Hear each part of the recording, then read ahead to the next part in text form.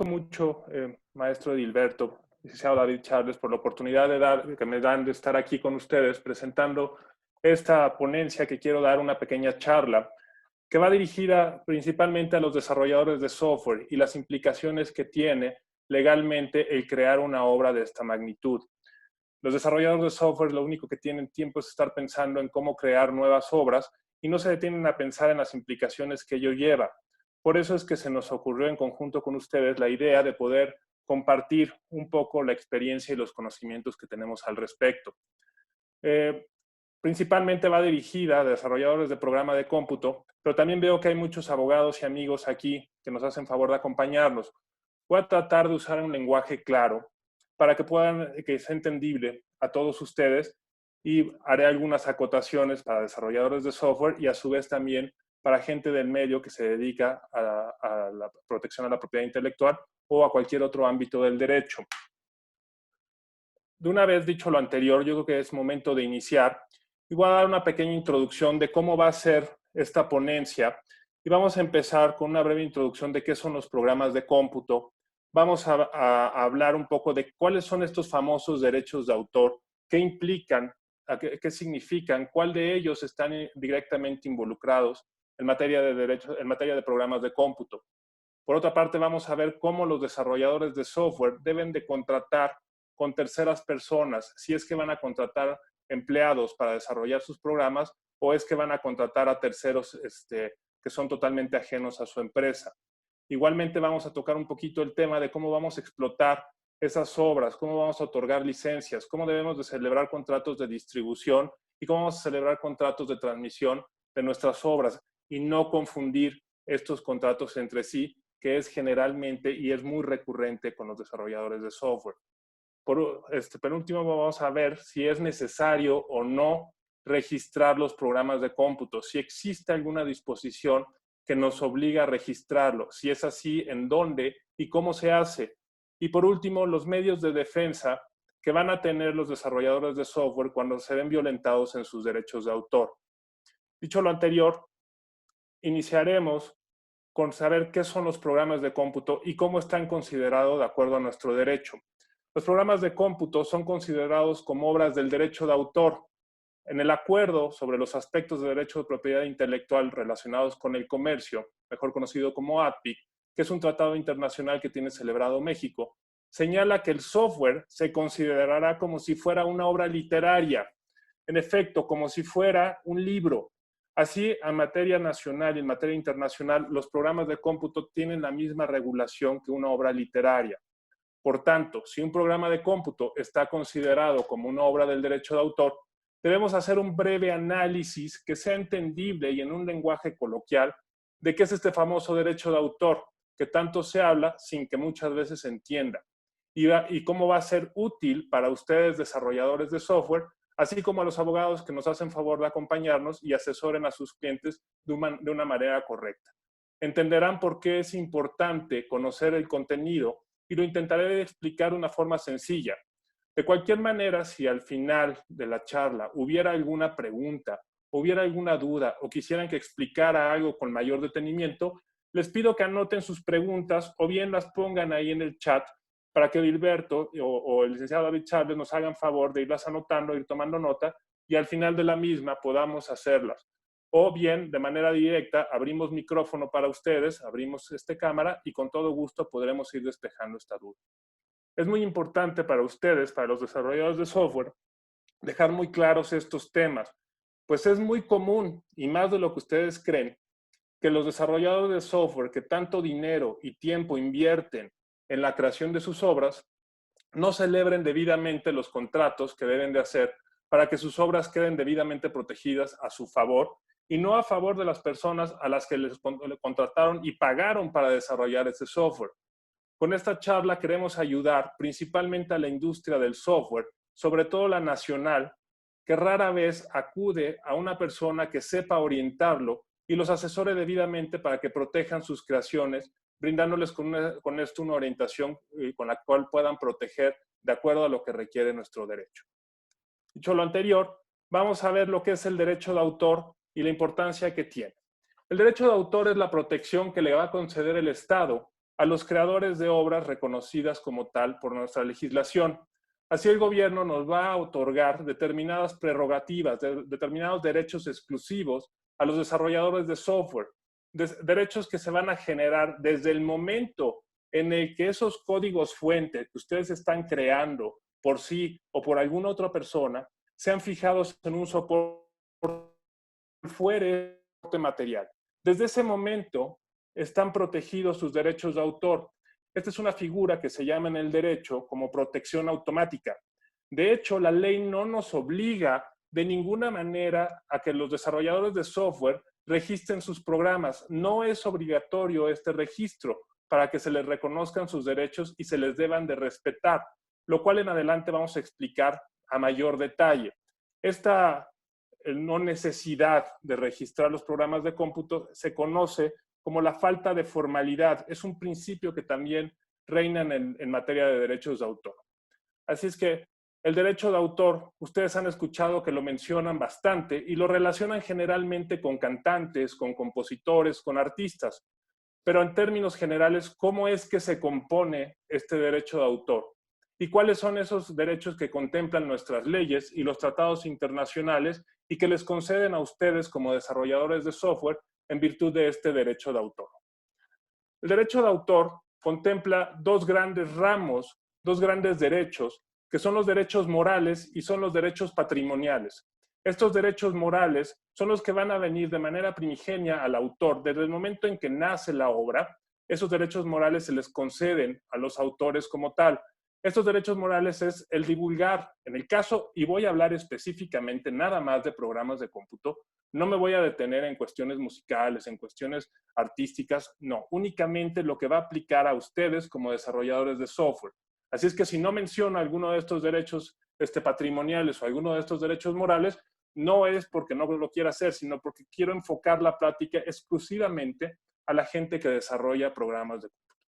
Así, los derechos morales que van a tener los desarrolladores de software es el derecho que van a tener de divulgar el programa. Es decir, un desarrollador de software puede o no dar a conocer al público su programa de cómputo. Nadie puede obligarlo a que éste sea divulgado. Otro derecho moral que tenemos es el derecho a la paternidad, que las feministas dirían que son de maternidad. Da lo mismo. Paternidad o maternidad es el reconocimiento que se le da al autor por haber creado su obra. Otro derecho moral que tenemos es exigir el respeto a la obra. Es también que no se le permita modificar la obra. Y en este punto me detengo y es modificar la obra antes de que sea divulgada, porque posteriormente viene otro derecho que es el derecho patrimonial de poderla transformar y modificar. Finalmente tenemos el derecho moral de retirar esa obra del mercado. Si yo ya no quiero que mi obra continúe vendiéndose, tengo todo el derecho como autor de la misma de retirarla del mercado. Estos derechos morales tienen tres características que son imprescriptibles, duran para siempre. No vamos a poder permitir jamás que se deje de ser autor de Don Quijote de la Mancha a Miguel de Cervantes Saavedra. No vamos a poder tampoco vender la autoría de una obra, es inalienable totalmente y es irrenunciable. Gabriel García Márquez no va a poder renunciar a ser el autor de sus obras, jamás. Por otro lado, tenemos los derechos patrimoniales. Estos derechos patrimoniales nos van a permitir a nosotros ya propiamente a la explotación comercial de nuestros desarrolladores, de nuestros programas de cómputo. Con esto nosotros vamos a poder autorizar o prohibir la reproducción o publicación de la obra por cualquier medio. Y no nada más debe de entender la reproducción de la obra como una copia. No, también incluye el almacenamiento. Yo puedo prohibir que se almacene total o temporalmente la obra. Puedo prohibir o permitir que se copie la misma. Puedo permitir o prohibir que esta obra sea reproducida en una parte o en todo su contenido. Otro derecho patrimonial que tengo es poder distribuir como tal la obra, poderla vender, poderla dar en arrendamiento, en comodato o por cualquier otra forma de transmisión o uso. Tengo el derecho también de permitir o autorizar, de autorizar o prohibir la importación de copias no autorizadas de mis programas de cómputo. Es decir, si hay personas que están importando al país obras que no son, que yo pude haber creado en alguna otra parte del mundo, puedo permitir que permitir o prohibir la utilización pública del programa de cómputo. Pongo un ejemplo. Hay programas de cómputo que constantemente los utilizan para dar clases y en los centros de cómputo los ponen públicamente disponibles a sus alumnos para que a través de ellas aprendan. Eso yo puedo autorizarlo o puedo prohibirlo. En este caso, los derechos patrimoniales, a diferencia de los derechos morales, sí tienen una vigencia. Y la vigencia de los derechos patrimoniales es la vida del autor y 100 años después de su muerte. Y aquí, para nuestros amigos abogados que nos acompañan, como dato curioso, pueden decir, cuando estén platicando sobre este tema, que la vigencia de estos derechos patrimoniales, cuando muere el autor, empieza a contar a partir del 1 de enero del año siguiente en el que el autor muere. Por otra parte, estos derechos patrimoniales pueden enajenarse de la manera que ustedes quieran, lo pueden embargar, lo pueden dar en garantía, pueden transmitirlos. Siempre esa transmisión de un derecho patrimonial, y ojo, ellos que en su artículo 30 establece o introduce un nuevo elemento de existencia, que es que sea por escrito la transmisión de ese derecho patrimonial. La Ley Federal de Derecho de Autor sanciona que si no se hace por escrito esta transmisión de un derecho patrimonial, nulo de pleno derecho. Entonces, cuando ustedes vayan a transmitir cualquiera de estos derechos patrimoniales de reproducción, distribución, importación o utilización pública, deberá de ser forzosamente por escrito. Por otro lado, como regla general, un autor, ¿qué es un autor? Un autor es una persona que ha creado una obra literaria o artística.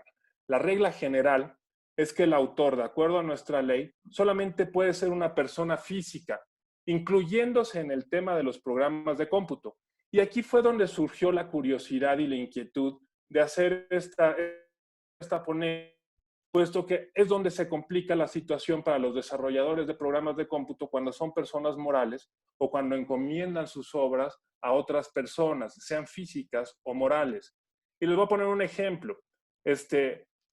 Como la ley marca que solamente una persona física puede ser autora, un changuito que esté dibujando no va a ser considerado jamás, por más que lo eduque, como autor de la misma.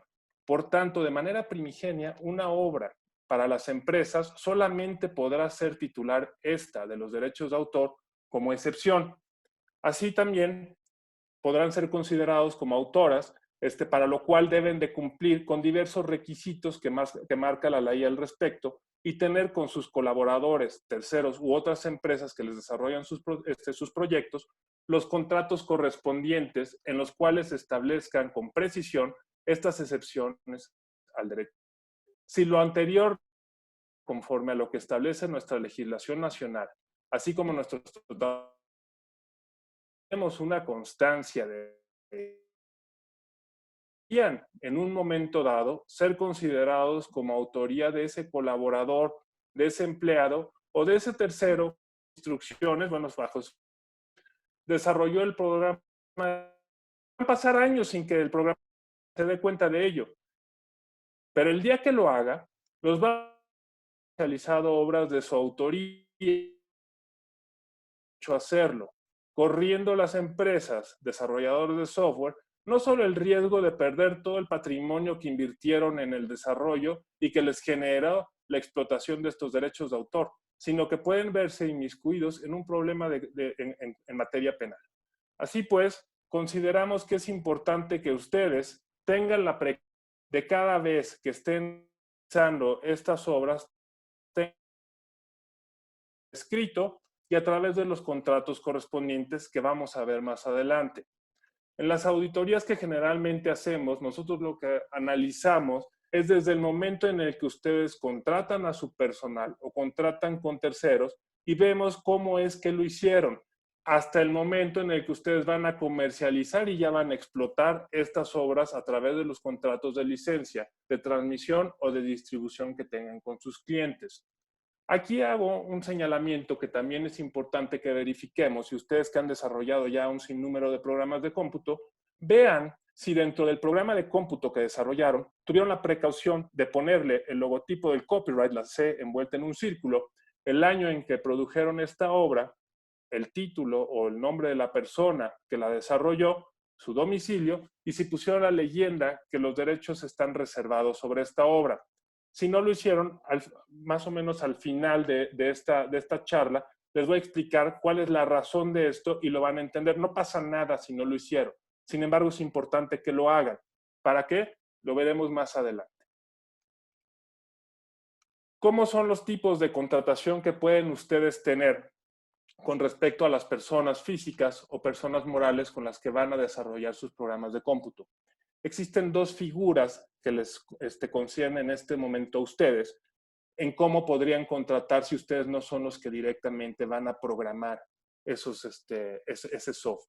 Las empresas o personas físicas que se dedican al desarrollo de programas de cómputo pueden contratar a sus programadores, ya sea a través de un contrato individual de trabajo o pueden contratar desarrolladores externos que son totalmente ajenos a la empresa.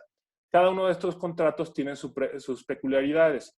Sin embargo, yo antes de que elaboren estos contratos, antes de que le transmitan la información a la persona que los va a ayudar con este desarrollo, les sugiero, o más bien es indispensable, que cuenten con un contrato en el que resguarden esos secretos industriales que ustedes van a transmitir y que van a dar lugar al programa de cómputo que se va a desarrollar, los cuales deben hacerse a través de contratos de confidencialidad que verdaderamente cubran los requisitos legales para que se considere esa información como confidencial. No basta que en el clausulado de los contratos pongan una simple frase que diga todo lo que se diga en las partes será confidencial. Eso no es realmente un contrato de confidencialidad, no es realmente una cláusula de confidencialidad. Para que realmente la información que estén transmitiendo ustedes a terceras personas se considere como tal en esos contratos de confidencialidad, debe precisarse los aspectos que se consideran o que se comprenden como confidenciales. Legalmente, el secreto industrial es esa información de aplicación industrial o comercial que guarda una empresa con carácter de confidencial y que le significa obtener o mantener una ventaja competitiva o económica frente a terceros en la realización de sus actividades económicas y de la cual hayan adoptado los medios o sistemas suficientes para preservar su confidencialidad y el acceso restringido a la misma. Pongo un ejemplo. Si ustedes le están diciendo a su programador que desarrolle determinado programa de cómputo, que cumpla con determinadas características, que haga determinadas funciones, etcétera, etcétera, todo eso lo deberán de hacer a través de estos contratos de transmisión de secretos industriales, en el que especificarán qué es lo que le están comunicando. Pero también le tienen que señalar cómo es que lo deben de resguardar o cómo es que ustedes lo están resguardando. Si yo el código fuente lo dejo aquí sobre mi escritorio sin ninguna medida de seguridad, esa información evidentemente ya no es confidencial. ¿Por qué? Porque ya no cumplí con esos sistemas suficientes para preservar esa confidencialidad y el acceso restringido a esta información. Así pues, cuando los desarrolladores de software van a contratar, ya que hicieron su cláusula de confidencialidad o que le insertaron en el contrato que van a celebrar con ellos en un contrato individual de trabajo, van a contratar a su personal para el desarrollo de estos programas de cómputo y se va a entender que esta obra es creada en virtud de una relación laboral cuando ustedes contratan directamente a sus trabajadores, para lo cual debe de existir forzosamente un contrato de trabajo. Bajo este esquema, las condiciones son, uno, que exista, para que la obra se considere a favor de ustedes, es que exista físicamente, por escrito, ese contrato individual de trabajo, de cual se pueda desprender que el programa de cómputo se realizó por instrucciones de ustedes y que esas instrucciones fueron realizadas en el ejercicio de las funciones de ese trabajador. Por lo que si no tenemos ese contrato por escrito con los trabajadores, puede dar lugar a que todos los derechos sobre el programa de cómputo correspondan al empleado, con todo lo que ello implica. Así, cuando nosotros contratamos a través de este esquema de contratos individuales de trabajo, todos los derechos patrimoniales inertes a esa obra van a ser de ustedes como empleadores. Y como les decía, debe de haberse creado por instrucción del empleador, por instrucción de ustedes como desarrolladores de software. Por otra parte, tenemos, si ustedes no quieren contratar trabajadores y no lo van a hacer a través de contratos individuales de trabajo, existe la otra figura, que es la obra por encargo o de colaboración remunerada. Así, bajo este esquema, los desarrolladores de software van a poder contratar a quienes elaboren sus programas de cómputo, es decir, a terceros, que sean programadores independientes o bien que sean otras empresas. Cuando se hace esta contratación, se entiende que el programa de cómputo es una obra por encargo. Bajo este esquema de contratación, los derechos patrimoniales, todos los que hablamos hace rato de explotación, van a pertenecer a la persona que lo encargó a ustedes, desarrolladores de software. Y también van a ser titulares de los derechos morales de divulgación, de integridad y de colección de la obra. El colaborador que realizó la obra, es decir, a quien ustedes contrataron, va a conservar el derecho a que se le reconozca como autor de la obra, ese derecho a la paternidad o maternidad. Si no hubiese, en este caso, un contrato por escrito, se puede seguir entendiendo que la obra es de quien la encargó. Sin embargo, va a estar sujeto a prueba y créanme que va a ser sumamente difícil acreditar que esa obra la solicitaron por encargo. Asimismo, legalmente existe una disposición que para el caso de que el contrato no haya sido claro y preciso en cuanto a lo que se contrata, deberá de interpretarse siempre la ley o siempre ese contrato a la versión que resulte más favorable al autor, es decir, a la persona a la que ustedes le pagaron para que desarrollara la obra. No es ajeno que en las empresas desarrolladoras de software nos encontramos que los empleados o terceros que desarrollaron esos programas de cómputo ni siquiera cuenten con un contrato de trabajo o un contrato de colaboración para desarrollar el programa de cómputo, si es que lo hay. Y si lo hay, muy probablemente no cumple con los requisitos legales mínimos necesarios para por lo menos acreditar que esa obra fue desarrollada en virtud de una relación de trabajo o bien por encargo de ustedes como desarrolladores de software, lo que puede dar lugar a que el trabajador o programador sea considerado el autor y por tanto el titular de esos derechos de autor. Finalmente, ya que ustedes tienen su contrato bien elaborado de confidencialidad o inmerso dentro de los contratos individuales de trabajo o estos contratos de obra por encargo, viene ya la explotación comercial que tienen que hacer ustedes. Entonces, ya iniciando la explotación de sus programas de cómputo, es decir, en el ejercicio pleno de sus derechos patrimoniales, lo deben de hacer a través de contratos en los cuales se establezca con claridad qué es lo que ustedes están transmitiendo, o si solamente están otorgando una licencia de uso sobre sus obras, lo cual no es lo mismo. No es lo mismo que yo te autorice a usar el programa de cómputo para que lo utilices en casa. Y pongo un ejemplo. Yo adquirí la licencia del Microsoft Excel para que sea usada con fines de explotación comercial. Esa es la licencia de uso que Microsoft me está otorgando a mí sobre mi programa de cómputo. Pero también la puede otorgar Microsoft, esa licencia de uso, para que sea únicamente utilizada en casa sin fines de lucro, o para que sea utilizada esa licencia como medios educativos. Me ha tocado en numerosas ocasiones que desarrolladores de software en sus contratos establecen cláusulas en las que señalan que están transmitiendo el código fuente, pensando que lo que hicieron era dar una licencia de uso, lo cual evidentemente no es lo mismo.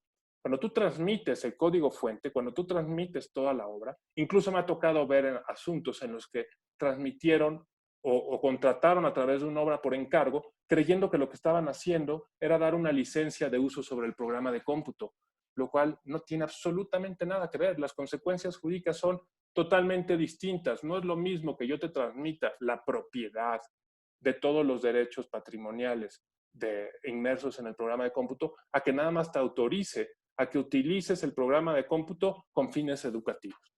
Es por ello que cuando ustedes celebren estos contratos con terceras personas para que exploten su software, tengan muy en claro qué es lo que quieren transmitir, o bien si únicamente le están queriendo dar licencia de uso sobre estos programas de cómputo.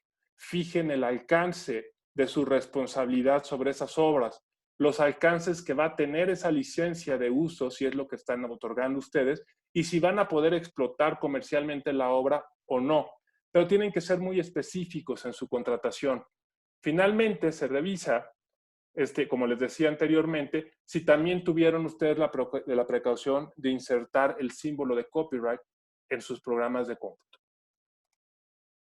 Para continuar, lo que veníamos anunciando hace rato y que ha sido esto un tema que preguntan mucho los desarrolladores, si es necesario o no es necesario, si es obligatorio o no es obligatorio registrar un programa de cómputo.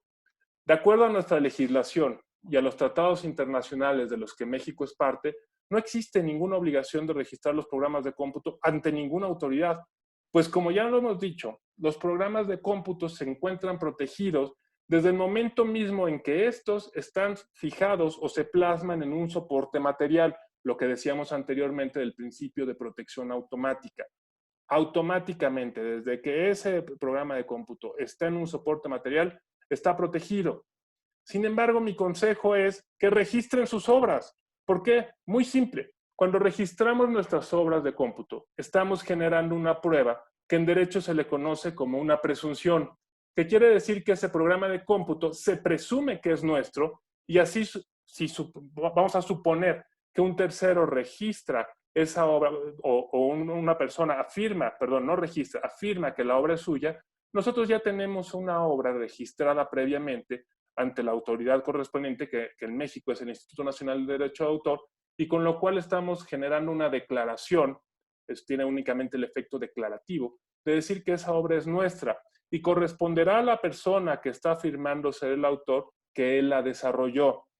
No perdemos nada con registrar una obra, no es un trámite que cueste absoluto, que no sea ni siquiera oneroso y tarda prácticamente nada de tiempo en obtenerse ese registro y es sumamente recomendable. Como lo vamos a ver un poco más adelante en los medios de defensa, en algunas ocasiones el Instituto Mexicano de la Propiedad Industrial nos requiere que exhibamos el título de registro de esta obra, aun y cuando no es necesario hacerlo. Hemos encontrado también en algunas ocasiones a nuestros clientes que nos dicen, es que yo sí tengo registrada la obra, mira, ve, y nos sacan un registro de una marca. Esto no tiene nada que ver. Un registro de una marca no tiene absolutamente nada que ver con el registro de una obra. El registro de una marca lo que nos va a hacer es nos va a dar esa exclusividad de explotar por 10 años renovables por periodos iguales de tiempo un signo distintivo que nos va a permitir utilizar un nombre o un logotipo que va directamente pegado con el programa de cómputo. Es nada más ese signo distintivo, es esa marca, esa exclusividad de utilizar ese nombre o ese logotipo para fines de nuestro programa de cómputo. Mas no quiere decir que con eso esté protegido el programa de cómputo por el hecho de haber registrado una marca. Son derechos totalmente distintos. La marca únicamente tiene efectos en nuestro país, aquí en México, y si queremos que surta efectos en otras partes del mundo, tendremos que acudir a las oficinas de marcas de cada uno de estos países en los que queramos que se registre. Y como les decía, este registro es válido únicamente por 10 años, renovables por periodos de tiempo iguales. Y tenemos que estar demostrando cada 3 años o declarando que estamos usando estas marcas. En derechos de autor no. Como les decía, los derechos patrimoniales tienen una duración o una vigencia durante la vida del autor y 100 años después de su muerte. Y el reconocimiento de estos derechos de autor, aun y cuando no se registre, es a nivel mundial, sin necesidad de ocurrir a ninguna oficina registral de ninguna parte del mundo. Finalmente, para concluir con esto, ya hicimos nuestros contratos, ya tenemos toda la vigilancia, etcétera, etcétera. Pero hay personas que van a estar seguramente violando nuestros derechos de autor.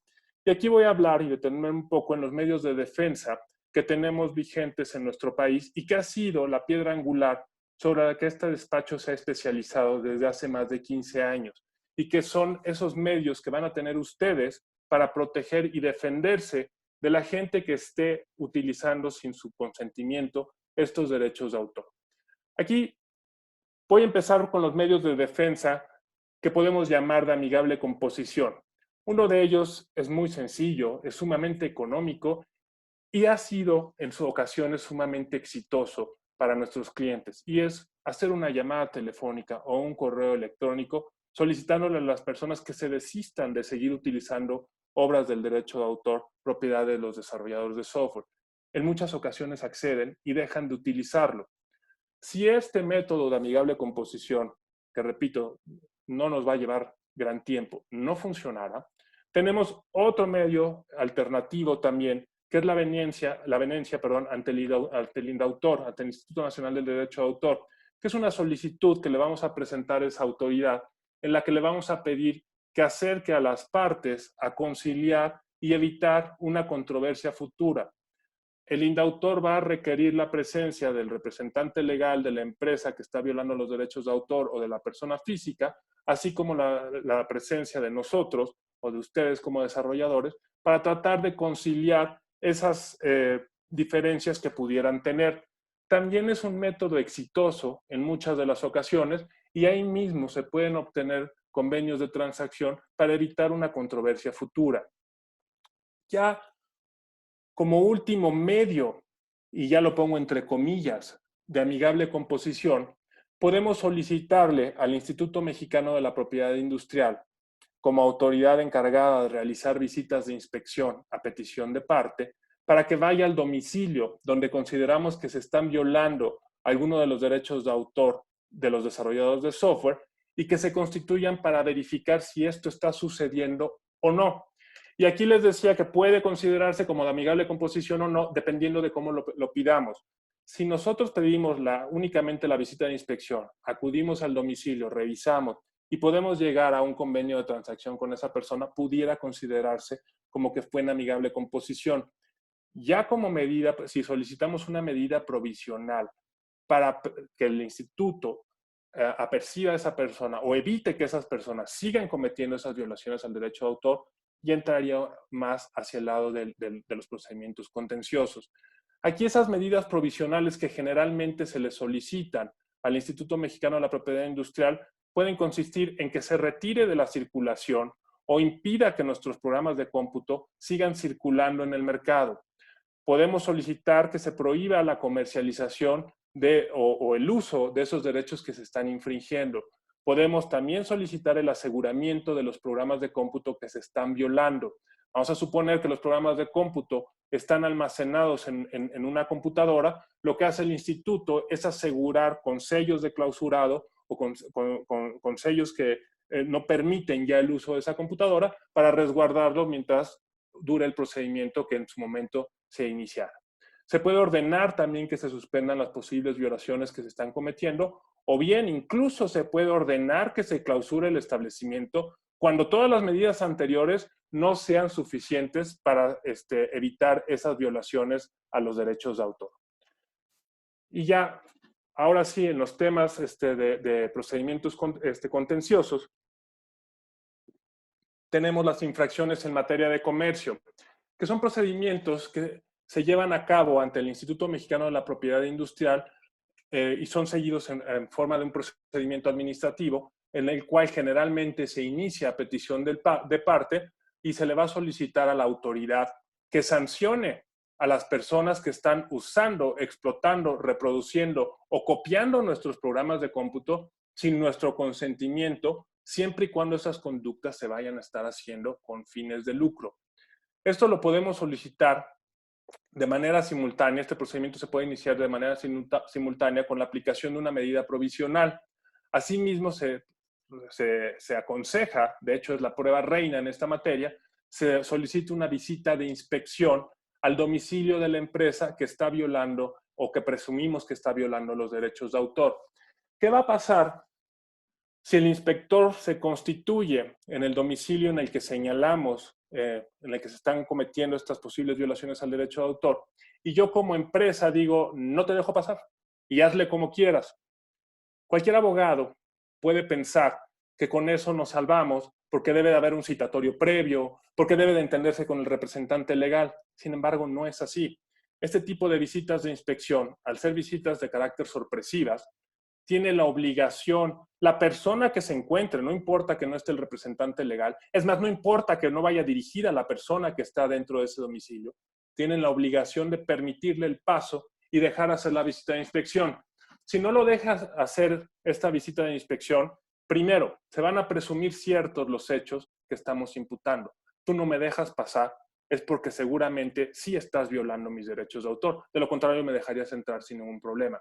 Como segunda consecuencia, se le va a multar con una sanción que puede ir hasta las 20,000 unidades de medida. La unidad de medida está más o menos como en 87, 88 pesos, cerremos los 90. Los van a multar con casi 2 millones de pesos por no haber dejado, nada más por no haber permitido el paso al inspector.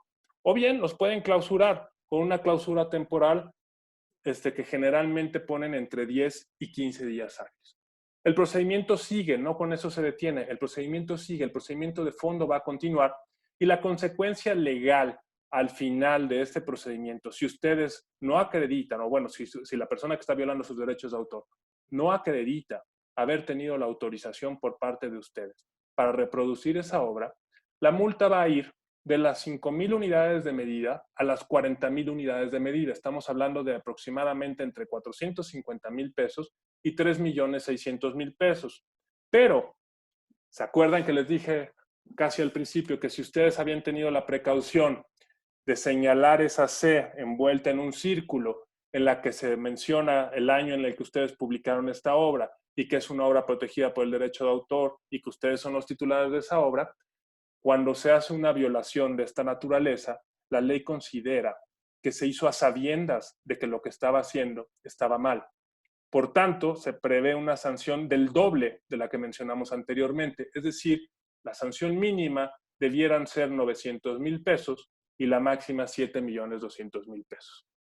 Por otra parte, tenemos los procedimientos, los juicios ordinarios civiles para la reclamación de daños y perjuicios, en el cual vamos a poder demandar que nos reparen el daño que nos ocasionó esa violación a nuestros derechos de autor, en la cual la ley establece que no serán menores esos daños al 40% del precio de venta al público del producto original o de la prestación original de cualquier tipo de servicios que impliquen la violación a nuestros derechos de autor. Y por último, tenemos también disponible el procedimiento penal.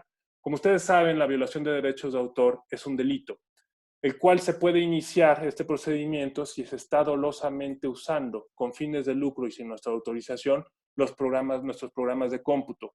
La ley establece que se sancionarán estas conductas con 6 meses a 6 años de prisión. También establece otra pena que va de los 3 a los 10 años de prisión a quienes produzcan, reproduzcan, introduzcan al país, almacenen, transporten, distribuyan, vendan, arrienden copias de programas de cómputo de manera dolosa con fines de especulación comercial y sin la autorización correspondiente.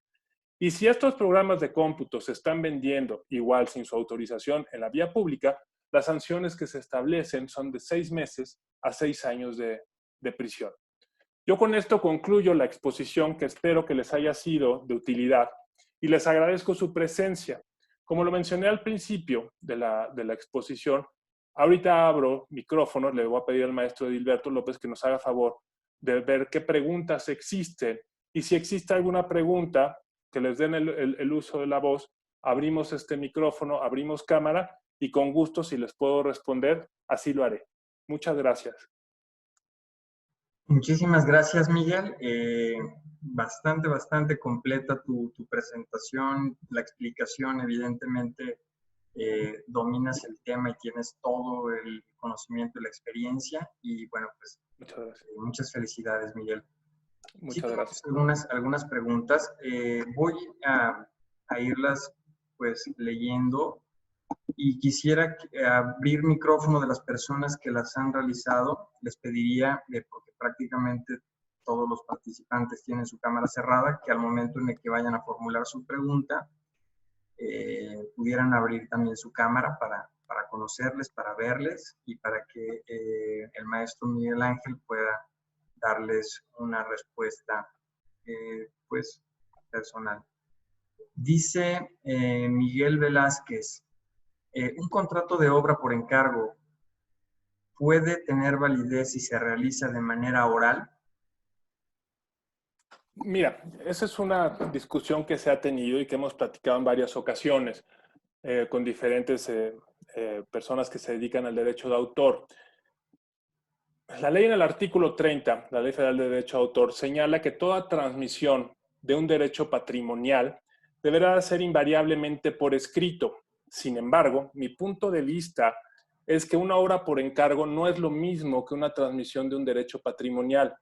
Por tanto, considero, desde mi opinión, que pudiese ser de manera verbal. El problema que nos vamos a encontrar si lo hacemos de manera verbal es acreditar que realmente nosotros le encomendamos determinada obra con determinadas características a esa persona en concreto.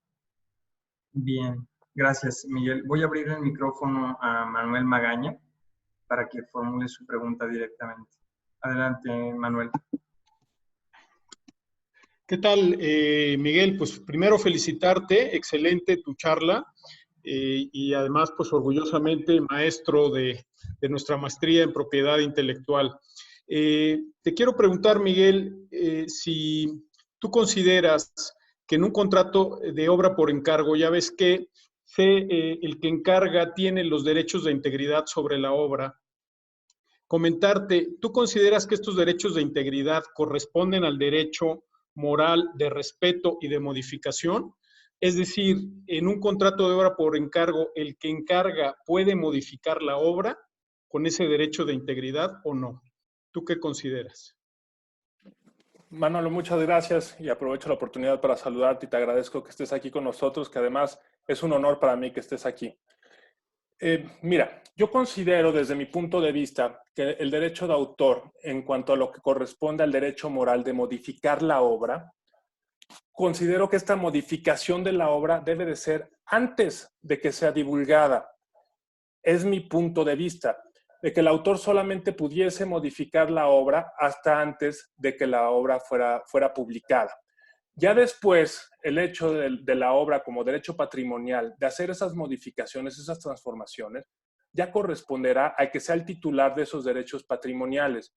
Y sí considero, desde mi óptica, que pudiera hacer la modificación si es que en la obra por encargo, pues evidentemente todos los derechos patrimoniales le van a corresponder a quien encargó la obra. Mi respuesta directa sería sí podría hacer las modificaciones a la obra al ser el titular del derecho patrimonial.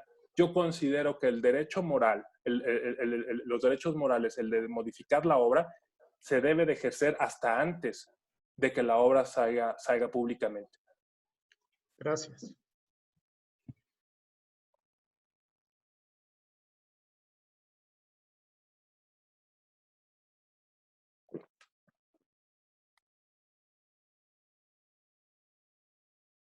Edilberto, no sé si haya más preguntas que pudieras saber. Perdón, Miguel, no tenía yo abierto el micrófono. Voy a abrirle el micrófono a Miguel Velázquez. Él tiene una pregunta. Sí, claro. Permítame.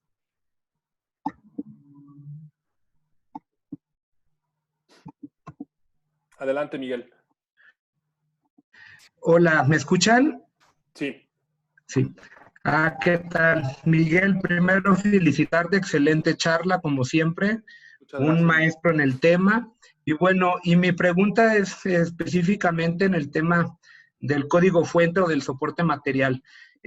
Bueno, como tú sabes, últimamente la sala especializada en materia de propiedad intelectual ha emitido varios criterios en el sentido de que al momento de solicitar una protección o una demanda, o en este caso una infracción en materia de comercio ante el INPI, solicitan que presentemos el código fuente o en este caso el soporte material.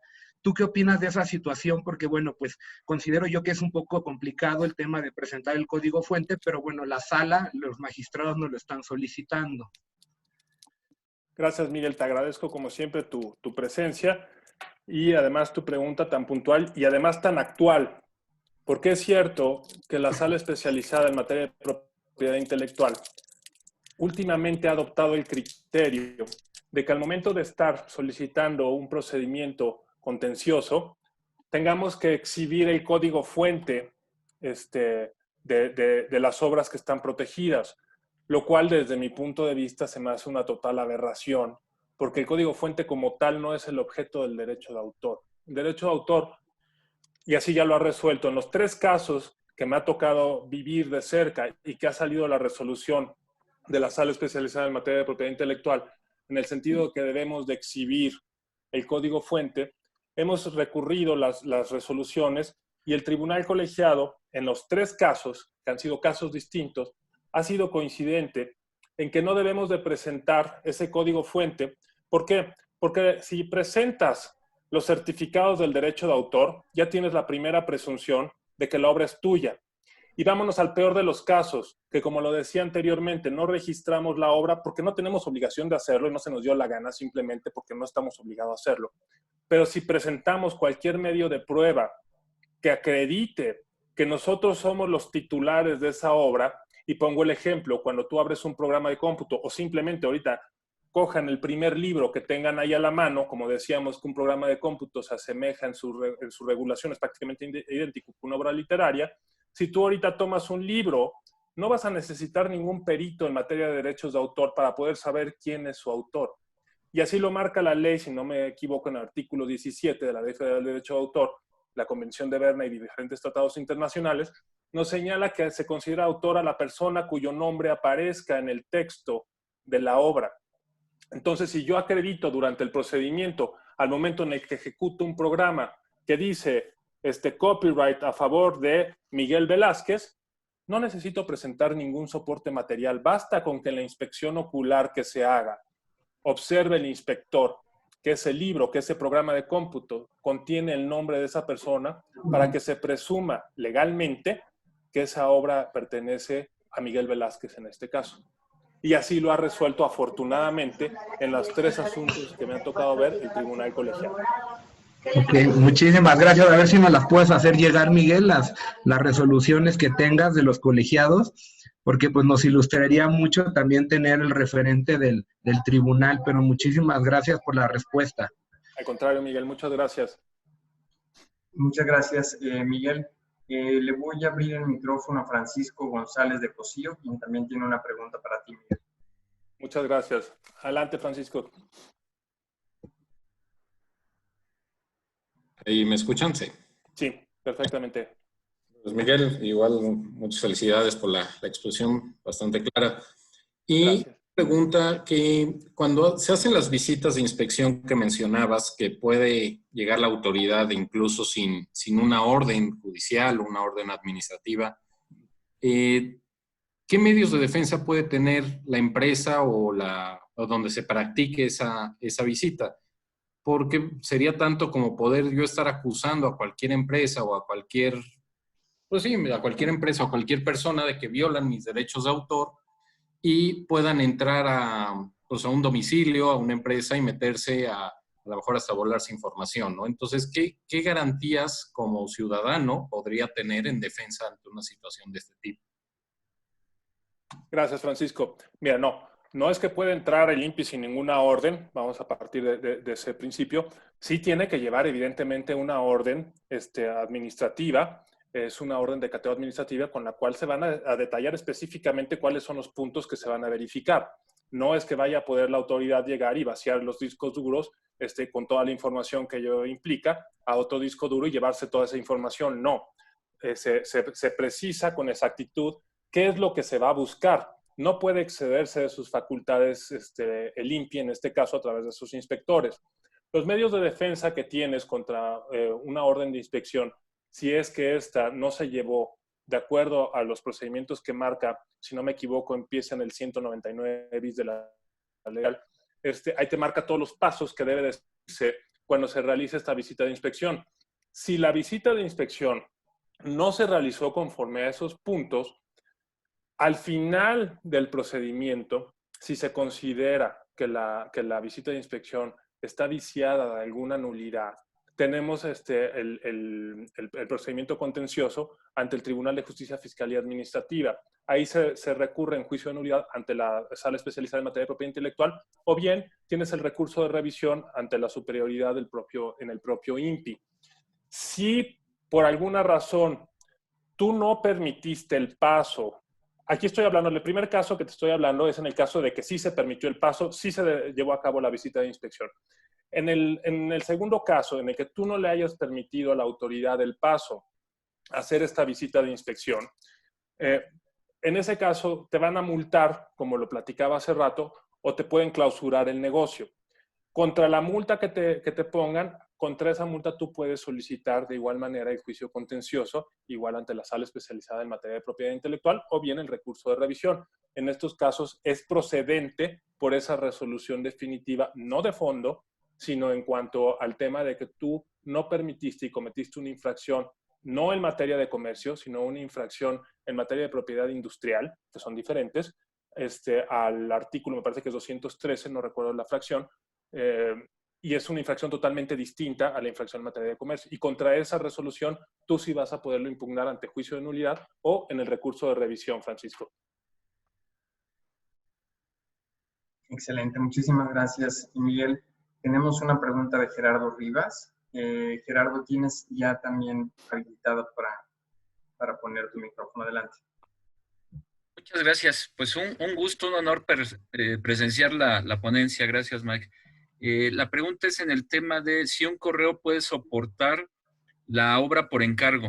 Si en el correo se detalla la solicitud de lo que se le encarga al programador y que esto pudiera soportar el encargo. Mira, los correos electrónicos sí están admitidos como prueba. A mí no me gusta mucho la idea, pero sí, en concreto, así, en corto, sí pudiera soportarlo, porque como lo decíamos, no necesitamos ni siquiera que esté por escrito. La situación es poder probar ese vínculo jurídico, esa unión, ese contrato que vas a tener tú con la persona que emitió el correo. Si esa persona realmente fue la que recibió el correo, si esa persona realmente es la que está ejecutando la obra, si es realmente el que está desarrollando el programa de cómputo o viceversa. Ahí es una cuestión más que de validez, es una situación probatoria. Sí es válido, el problema es acreditar esa relación y que el emisor, tanto el emisor como el receptor, fueron las personas que realmente hicieron esos correos electrónicos, los recibieron y se comprometieron a hacerlo. Bien, muchísimas gracias, Miguel. Tenemos también una pregunta de Jessica Mociño.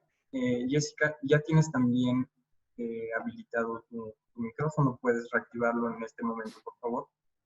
Claro, muchas gracias. Buenas tardes. Hola, soy de software. Entonces todo esto para mí es nuevo. Pero anteriormente mi abogado me pedía como las primeras páginas y las últimas, que era lo que se entregaba para registrarlo en Indautor. Actualmente, no sé si esto sigue vigente o se pasa una copia del programa o cómo se hace este registro. ¿Qué se tiene que entregar? Hola, Jessica. Sí, efectivamente. Anteriormente tenía esa práctica de que se entregaban las 10 primeras hojas y las 10 últimas hojas del programa de cómputo. Yo desde mi punto de vista no creo que haya sido una práctica correcta.